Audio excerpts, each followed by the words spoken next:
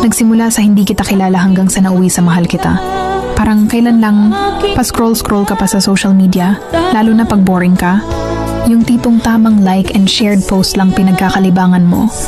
Wala ka naman sanang plano na pumasok sa relasyon. Pero bigla sa isang iglap, may dumating sa buhay mo para mahalin ka. At sa hindi inaasahan, nahuhulog ka na rin sa kanya. Hanggang isang araw, yung akala mo magiging mag-isa. Pero hindi pala, kasi may taong tatanggap sa'yo ng buo. Ang sarap nga naman magmahal kapag mas mahal ka. Ang sarap makontento kapag mas kontento sa'yo. Hahanap ka pa ba ng iba kung sobra-sobra na siya? Kaya nga sana, wala na lang niloloko para wala na lang nasasaktan.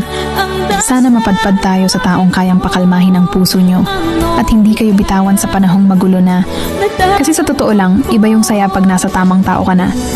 Yung tipong kahit hindi mo siya palaging kasama o nakikita, alam mong hindi niya magagawang ipagpalit ka sa iba.